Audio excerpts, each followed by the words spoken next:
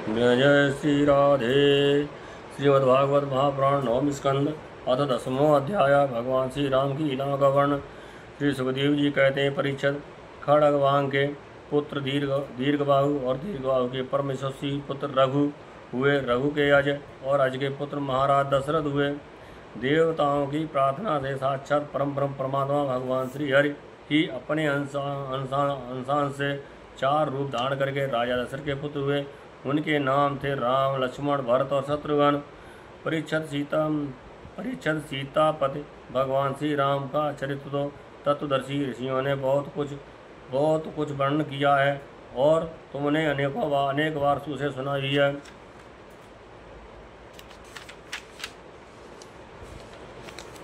भगवान श्री राम अपने पिता राजा दशरथ के सत्य की रक्षा के लिए राजपाट छोड़ दिया सत्य की रक्षा के लिए राजपाट छोड़ दिया था और वे वन में फिरते रहे।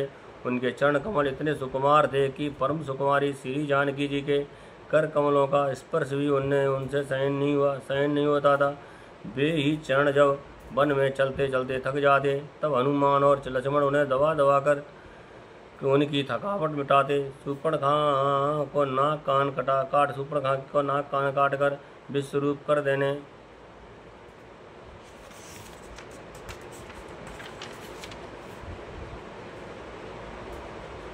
मुकाट कर प्रूफ कर देने के कारण उन्हें अपनी प्रियतमा श्री जानकी जी का वियोग भी सहना पड़ा। इस वियोग के कारण क्रोधवश उनकी भौहें तन गईं। उन्हें जिन्हें देखकर समुद्र तक भयभीत हो गया। इसके बाद उन्होंने समुद्र पर पुल बांधा और लंका में जाकर दुष्ट राक्षसों से जंगल को दावाग्नि के समान दग्ध कर दिया। वे कौशल नरेश हमारी रक्षा करें। भगवान श्री राम विश्वामित्र यज्ञ में लक्ष्मण के सामने ही मारीचात राक्षसों को मार डाला। ये सब बड़े राक्षसों की गिनती में थे। परीक्षित, जनकपुर में सीता जी का स्वयंवर हो रहा था। संसार के चुने हुए बारी वीरों की सभा में भगवान शंकर का वह भयंकर धनुष रखा हुआ था। वह इतना भारी था कि 300 वीर बड़ी कठिनाई से उसे स्वयंवर सभा में ला सके थे। भगवान श्री राम ने उस धनुष को तो बातों में उठाकर उस पर डोरी चढ़ा दी और खींच कर बीचों बीच से उसके 2 टुकड़े कर दिए। ठीक वैसे ही जैसे हाथी का बच्चा खेलते ही तोड़ डाले। भगवान ने जिन्हें अपने बच्चे स्थल पर स्थान देकर सम्मानित किया था वे श्री लक्ष्मी जी सीता के नाम से जनकपुर में अवतीर्ण हुई थी। वे गुणशील अवस्था, शरीर की गठन और सौंदर्य में सर्वथा भगवान श्री राम के अनुरूप थी। भगवान ने धनुष तोड़कर उन्हें प्राप्त कर लिया। अयोध्या को लौटते समय मार्ग में परशुराम जी से भेंट हुई, जिन्होंने 21 बार पृथ्वी को राजवंश के बीज से भी रहित कर दिया था। भगवान ने उनके बड़े हुए गर्व को नष्ट कर दिया। इसके बाद पिता के वचनों को सत्य करने के लिए उन्होंने वनवास स्वीकार किया। यद्यपि महाराज दशरथ ने अपनी पत्नी के अधीन होकर ही उसे वैसा वचन दिया था, फिर भी वे सत्य के बंधन में बंध गए थे। इसलिए भगवान ने अपने पिता की आज्ञा से उद्धार की। उन्होंने प्राणों के समान प्यारे राज्य लक्ष्मी प्रेमी हितैषी मित्र और महल को भी वैसे ही छोड़कर अपनी पत्नी के साथ यात्रा की जैसे मुक्त संग योगी प्राणों को छोड़ देता है। वन में पहुंचकर भगवान ने राक्षस राज रावण की बहन सूर्पणखा को उपरूप कर दिया, क्योंकि उसकी बुद्धि बहुत ही कलुषित काम वासना के कारण अशुद्ध थी। उसके पक्षपाती खर दूषण तीसरा आदि प्रधान भाइयों को, जो संख्या में 14,000 थे, हाथ में महान धनुष लेकर भगवान श्री राम ने नष्ट कर डाला और अनेक प्रकार की कठिनाइयों से परिपूर्ण वन में वे इधर उधर विचरते हुए निवास करते रहे। परीक्षित, जब रावण ने सीता जी के रूप, गुण और सौंदर्य आदि की बात सुनी तो उसका हृदय काम वासना से आतुर हो गया। उसने अद्भुत हरिण के भेष में मारीच को उनकी पर्णकुटी के पास भेजा। वह धीरे धीरे भगवान को वहाँ से दूर ले गया। अंत में भगवान ने अपने बाण से उसे बात में वैसे ही मार डाला जैसे दक्ष प्रजापति को वीरभद्र ने मारा था। जब भगवान श्री राम जंगल में दूर निकल गए तब लक्ष्मण जी उपस्थित थे। नीच राक्षस रावण भेड़िए के समान विधि नंदिनी सुकुमारी श्री सीता जी को हर लिया। तदनंतर वे अपने प्राण प्रिया सीता जी से बिछुड़कर अपने भाई लक्ष्मण के साथ वन में दीन की भांति घूमने लगे। और इस प्रकार उन्होंने यह शिक्षा दी कि स्त्रियों में आसक्ति रखते हैं उनकी यही दशा होती है। इसके बाद भगवान ने उस जटायु का दाह संस्कार किया जिसके सारे कर्म बंधन भगवत सेवा स्वरूप कर्म से पहले ही भस्म हो चुके थे। फिर भगवान ने कबंध का संहार किया और इसके अनंतर सुग्रीव आदि वन वानरों से मित्रता की बालिका वध किया। तदनंतर वानरों के द्वारा अपनी प्राण प्रिया का पता लगाया। ब्रह्मा और शंकर जिनके चरणों की वंदना करते हैं वे भगवान श्री राम मनुष्य किसी लीला करते हुए बंदरों की सेना के साथ समुद्र तट पर पहुँचे। वहाँ उपवास और प्रार्थना से जब समुद्र पर कोई प्रभाव न पड़ा तब भगवान ने क्रोध की लीला करते हुए अपनी उग्र एवं टेढ़ी नज़र समुद्र पर डाली। उसी समय समुद्र के बड़े बड़े मगर और मत्स्य खलबला उठे। डर जाने के कारण समुद्र की सारी गर्जना शांत हो गई। वह समुद्र शरीरधारी बनकर एवं वो अपने सिर पर बहुत सी भेंटें लेकर भगवान के चरण कमलों की शरण में आया और इस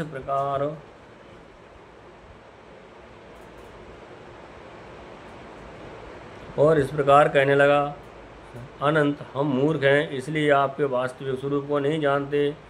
जाने भी कैसे। आप समस्त जगत के एकमात्र स्वामी, आदि कारण एवं जगत के समस्त परिवर्तनों में एक रस रहने वाले हैं। आप समस्त गुणों के स्वामी हैं।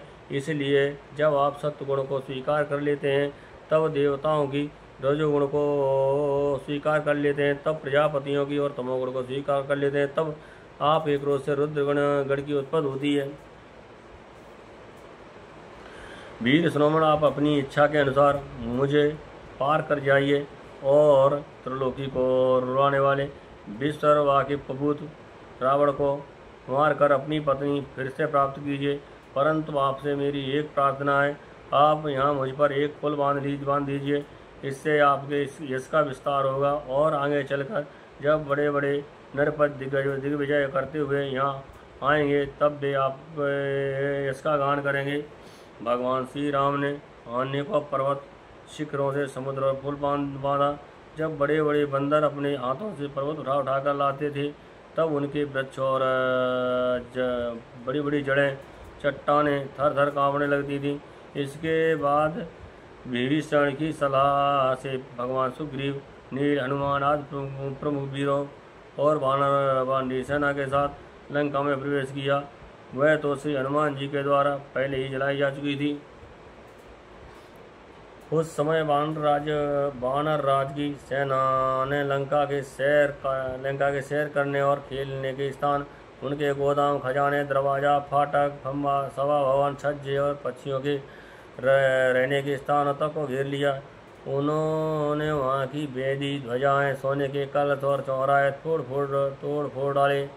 उस समय लंका ऐसी मालूम पड़ रही थी जैसे झुंड के झुंड हाथियों ने किसी नदी को मत डाला हो।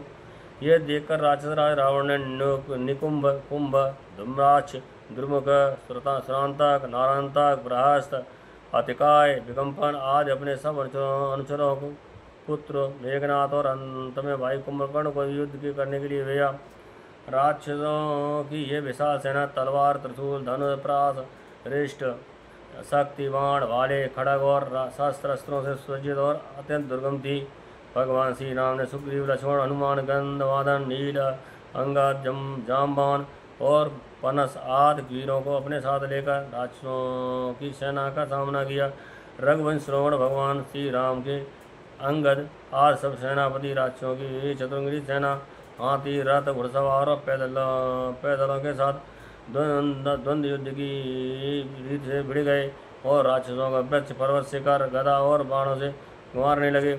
उनका मारा जाना तो स्वाभाविक ही था, क्योंकि वे उसी रावण के अनुचर थे जिसका अमंगल श्री सीता जी को स्पर्श करने के कारण पहले ही नष्ट हो चुका था। जब राज रावण ने देखा कि मेरी सेना का तो नाश हुआ जा रहा है, तब वह क्रोध से भरकर पुष्पक विमान पर आरूढ़ हो गया, श्री राम के सामने आया। उस समय इंद्र का सारथी मातिल बड़ा ही तेजस्वी दिव्य रथ लेकर वहाँ आया।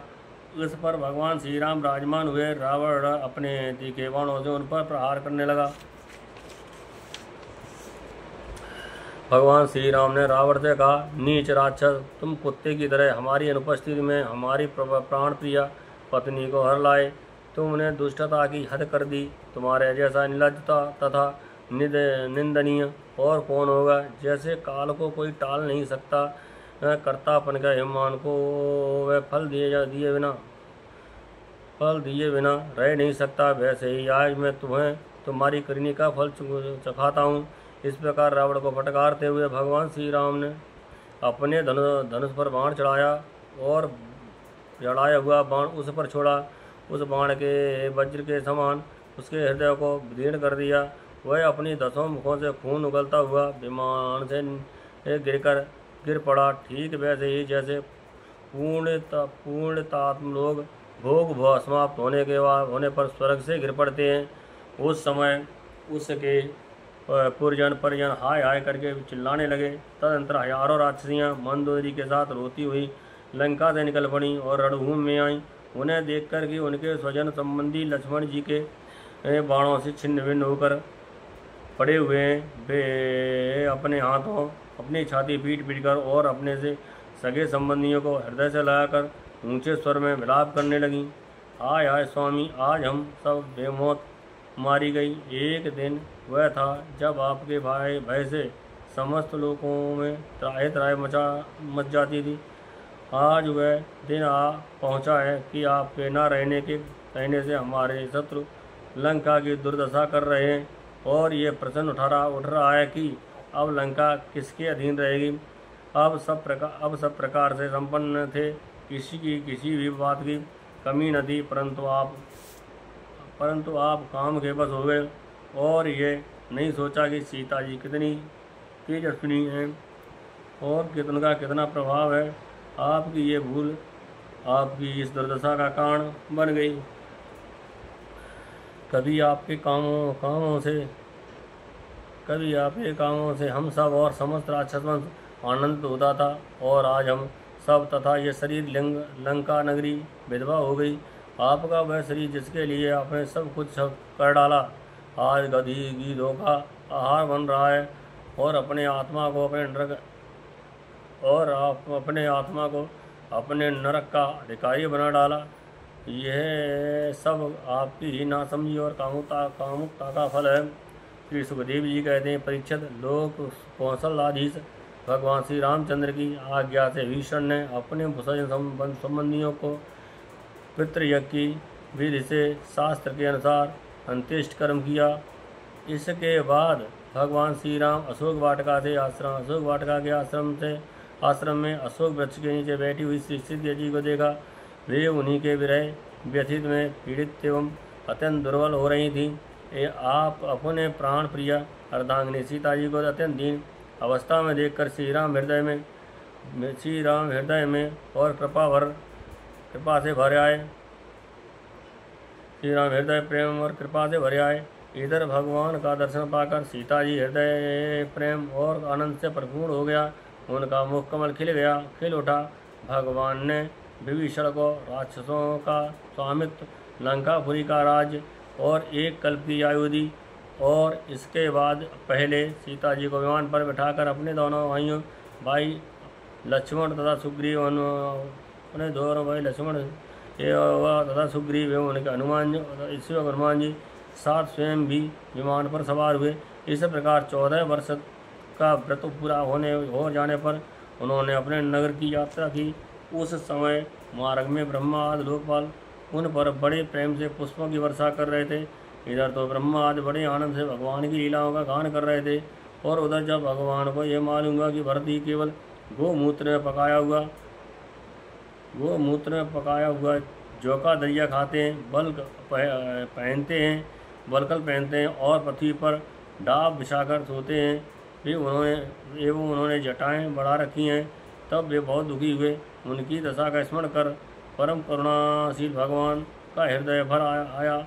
जब भरत को मालूम हुआ कि मेरे बड़े भाई भगवान श्री राम आ रहे हैं, तब वे पुरवासी मंत्री और पुरोहितों का साथ लेकर एवं भगवान की पादुकाएं सिर पर रखकर उनकी अगवानी के लिए चले। जब भरत ही अपने रहने के स्थान नंदीग्राम से चले, तब लोग उनके साथ साथ मंगलगान करते हुए बाजे बजाते चलने लगे। वेदवादी ब्राह्मण बार बार वेद मंत्रों का उच्चारण करने लगे और उसकी ध्वनि चारों ओर गूंजने लगी। सुनहरी कामदार पताकाएं फहराने लगी। सोने से मड़े हुए तथा रंग बिरंगी ध्वजाओं से सजे हुए रथ, सुनहले साजे सजाए हुए सुंदर घोड़े तथा सोने के कवच पहने हुए सैनिक उनके साथ चल उठे। सेठ साहूकार, सेठ से श्रेष्ठ वारांगनाएं,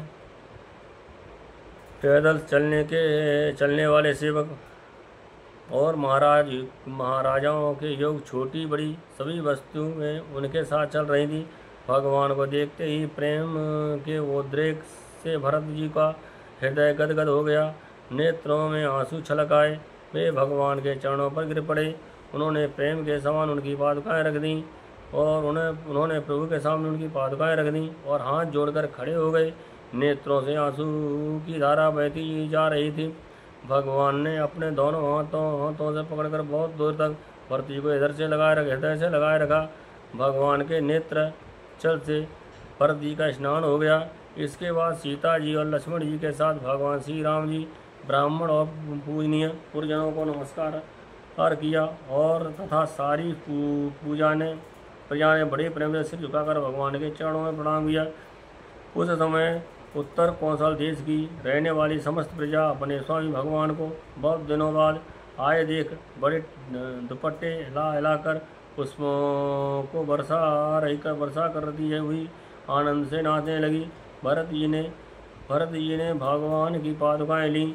विभीषण ने श्रेष्ठ चंवर, सुग्रीव ने पंखा और श्री हनुमान जी ने श्वेत छत्र ग्रहण किया।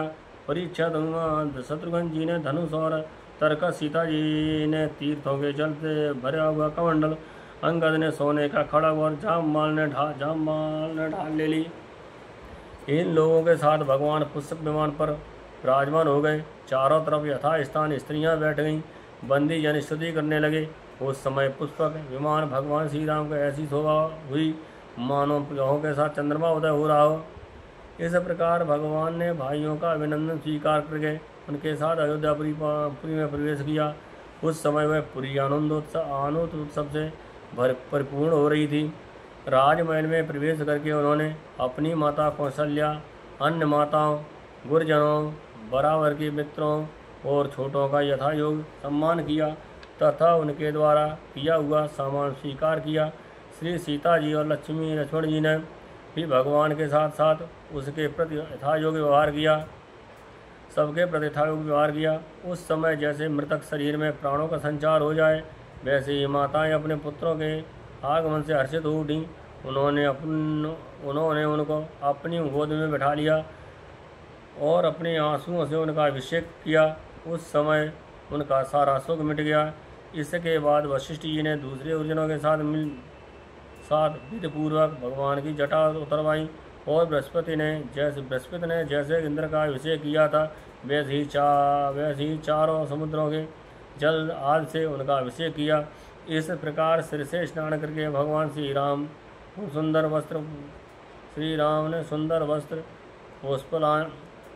पुष्पमालाएं और अलंकार धारण किए।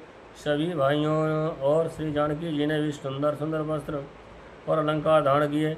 उनके साथ भगवान श्री राम अत्यंत शोभायमान हुए। भरत जी ने उनके चरणों में गिरकर उन्हें प्रसन्न किया और उनके आग्रह करने पर भगवान श्री राम ने राज सिंहासन स्वीकार किया। इसके बाद वे अपने अपने धर्म में तत्पर तथा वर्णाश्रम के आचारों को निभाने वाली प्रजा का पिता के समान पालन करने लगे। उनकी प्रजा भी उन्हें अपना पिता ही मानती थी।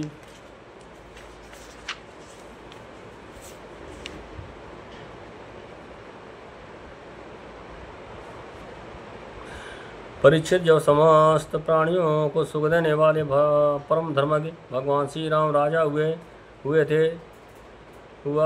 हुए तब था तो त्रेता युग, परंतु मालूम होता था मानो सतयुग ही है। परीक्षित उस समय वन, नदी, पर्वत, वर्ष, द्वीप और समुद्र सब के सब प्रजा के लिए कामधेनु समान समस्त कामनाओं को पूर्ण करने वाले बन रहे थे। इस इंद्रियातीत भगवान श्री राम के राज्य करते समय किसी की मानसिक, चित्त या शरीर की रोग नहीं होते थे। बुढ़ापा, दुर्बल, दुख शोक भय और थकावट नाम मात्र के लिए भी नहीं थे। यहाँ तक कि जो मरना ही नहीं चाहते थे उनकी मृत्यु भी नहीं होती थी। भगवान श्री राम एक पत्नी का व्रत धारण कर रखा था। उनके चरित्र अत्यंत पवित्र एवं राजराश्रियों जैसे थे। वे गृहस्थोचित धर्म की शिक्षा देने के लिए स्वयं उस धर्म का आचरण करते थे। सती श्रोमणी सीता जी अपने पति के हृदय का भाव जानती रहती। वे प्रेम से, सेवा से, शील से, अत्यंत विनय से अपने पति, अपनी बुद्धि और लज्जा आदि गुणों से अपने पति भगवान श्री राम जी का चित्त चुराती रहती थी। इस श्रीमद्भागवते महापुराणे परमहंसायां संहितायां नवमे स्कंदे रामचरिते 10वां अध्याय अथ 11वां अध्याय भगवान श्री राम की शेष लीलाओं का वर्णन। श्री सुखदेव जी कहते हैं, परीक्षित, भगवान श्री राम गुरु वशिष्ठ जी को अपना आचार्य बनाकर उत्तम सामग्रियों से युक्त यज्ञ के द्वारा अपने आप ही अपने सर्व देव स्वरूप स्वयं प्रकाश आत्मा का यजन किया। उन्होंने होता को पूर्वता, ब्राह्मण को दक्षिण, आयुर्दों को पश्चिम और ओदगातों को उत्तर दिशा दे दी।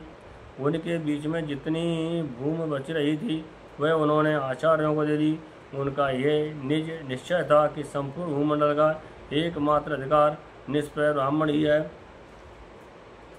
इस प्रकार सारे भूमंडल का दान करके उन्होंने अपने शरीर के वस्त्र और अलंकार ही अपने पास रखे। इसी प्रकार महारानी सीता जी के पास भी केवल मांगलिक वस्त्र आभूषण ही बचे। जब आचार्य आदि ब्राह्मणों ने देखा कि भगवान श्री राम तो ब्राह्मणों को ही अपना इष्ट देव मानते हैं, उनके हृदय में ब्राह्मणों के प्रति अनंत स्नेह है, तब उनका हृदय प्रेम से द्रवित हो गया। उन्होंने प्रसन्न होकर सारी पृथ्वी भगवान को लौटा दी और कहा, प्रभु, आप सब लोगों के एकमात्र स्वामी हैं। आप तो हमारे हृदय के भीतर रहकर अपनी ज्योति से अंधकार का नाश कर रहे हैं। ऐसी स्थिति में भला आपने हमें क्या नहीं दे रखा है। आपका ज्ञान अनंत है। पवित्र तीर्थ वाले पुरुषों में आप सर्वश्रेष्ठ हैं। उन आत्माओं को जो किसी प्रकार की पीड़ा नहीं पहुंचाते, आपने अपने चरण कमल दे रखे हैं। ऐसा होने पर भी आप ब्राह्मणों को अपना इष्ट देव मानते हैं। भगवान आपके स्वरूप को हम नमस्कार करते हैं। परीक्षित, एक बार अपनी प्रजा की स्थिति जानने के लिए भगवान श्री राम रात के समय छिपकर बिना किसी को बतलाए घूम रहे थे। उस समय उन्होंने किसी की यह बात सुनी। वह अपनी पत्नी से कह रहा था, अरे तू दुष्ट और उल्टा है। तू पराए घर रह आई। स्त्री लोभी राम भले ही सीता को रख लें, परंतु मैं तुझे फिर नहीं रख सकता। सचमुच जब लोगों को प्रसन्न रखना टेढ़ी खीर है। सचमुच सब लोगों को प्रसन्न रखना टेढ़ी खीर है, क्योंकि मूर्खों को तो कमी ही नहीं है। मूर्खों की तो कमी नहीं है। जब भगवान श्री राम बहुतों के मुँह से ऐसी बात सुनी, तब वे लोकापवाद से कुछ भयभीत से हो गए। उन्होंने श्री सीता जी का परित्याग कर दिया और वे वाल्मीकि मुनि के आश्रम में रहने लगीं। सीता जी उस समय गर्भवती थीं। समय आने पर उन्होंने एक साथ ही 2 पुत्र उत्पन्न किए। उनके नाम हैं वे कुश और लव। वाल्मीकि मुनि उनके जात कर्म आदि संस्कार किए। वाल्मीकि मुनि ने उनके जात कर्म आदि संस्कार किए।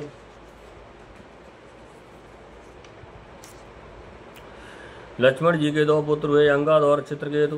परीक्षित, इसी प्रकार भरत जी के 2 पुत्र हुए, तच्छ और पुष्कल, तथा शत्रुघ्न के भी 2 पुत्र हुए, सुबाहु और श्रुतसेन। भरत जी ने दिग्विजय में करोड़ों गंधर्वों का संहार किया। उन्होंने उनका सब धन लाकर अपने बड़े भाई भगवान श्री राम के से नाम से निवेदन किया। शत्रुघ्न जी ने मधुबन में मधु के पुत्र लवण नामक राक्षस को मारकर वहाँ मथुरा नाम की पुरी बसाई। भगवान श्री राम के द्वारा निर्वासित सीता जी ने अपने पुत्रों को वाल्मीकि जी के हाथों में सौंप दिया और भगवान श्री राम के चरण कमलों का ध्यान करती हुई वे पृथ्वी देवी के लोक में चली गईं। यह समाचार सुनकर भगवान श्री राम उनके शोक वेश को बुद्धि के द्वारा रोकना चाहा, परंतु परम समर्थ होने पर भी वे उसे रोक न सके, क्योंकि उन्हें जानकी जी के पवित्र गुण बार बार स्मरण हो आया करते थे। परीक्षित ये स्त्री और पुरुष का संबंध सब कहीं इसी प्रकार दुख का कारण है। ये बात बड़े बड़े समर्थ लोगों के विषय में भी ऐसी होती है। फिर ग्रहासक्त विषयी पुरुष संबंध में तो कहना ही क्या है।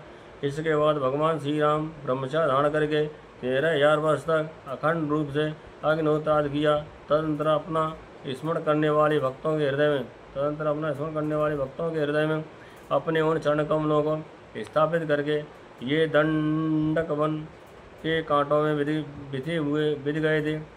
जो दंडक वन के कांटों में बिध गए थे, अपने स्वयं प्रकाश परम ज्योतिर्मय धाम में चले गए। परीक्षित भगवान के समान प्रतिभाशाली और कोई नहीं है, फिर उससे बढ़कर तो वो ही कैसे सकता है। उन्होंने देवताओं की प्रार्थना से ही ये लीला विग्रह धारण किया था। ऐसी स्थिति में रघुवंश श्रोमण भगवान श्री राम के लिए ये बड़ी कोई बड़े गौरव की बात नहीं थी कि उन्होंने अस्त्र शस्त्रों से राक्षसों को मार डाला या समुद्र पर पुल बांध दिया।